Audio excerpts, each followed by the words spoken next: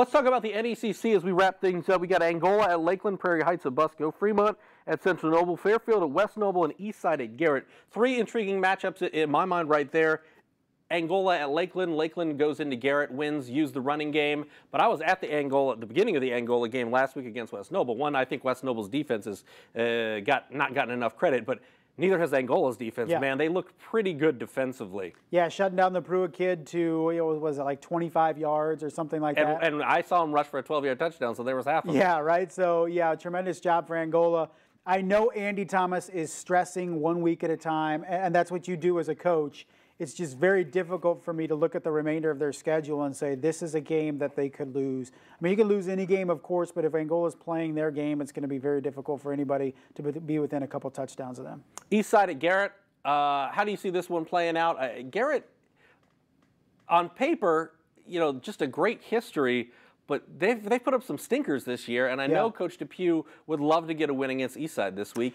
Yeah, and I'm sure Chris Depew has used other words other than stinkers for sometimes this year, but we'll let this Chris. This is a family show. It's a family show. But, it's one of those things when you are Garrett and you lack that senior leadership, when you only have a few seniors on the team, that when things go bad and they can start kind of, going another loss, and there's no senior group that can keep this team together, it can start to snowball, and I think that's the situation that Garrett's in. They had a good showing at Churubusco a couple I was weeks at ago. The third quarter and part of the fourth quarter of that game. When you look at the score, it was like 35-11. It didn't feel like that when I was there, and it wasn't that when I was there. Yeah, Busco had to come back in the second half and score a couple late touchdowns to make it look like a blowout. But last week, losing to Lakeland, I thought that was a game that they were going to win. Some of those younger guys want to step up. We didn't see it. So now all of a sudden you're looking at a Garrett team that goes, man, this could really, really kind of unravel. And if you're Churubusco, I mean, they got Prairie Heights at home. That's a game on paper. You would think Churubusco comes out and wins. But after last week, getting a little bit of a scare at Eastside. I know, again, the score doesn't necessarily reflect how close that game was.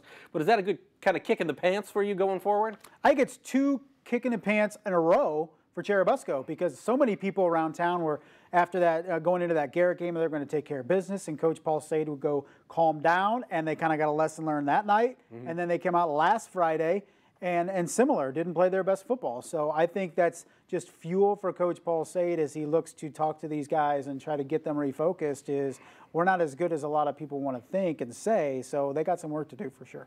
All right, it should be very interesting. Week 5, we're going to be more than halfway through the regular season after this Friday night is in the books. For Justin, I'm Glenn, and we'll see you next Monday.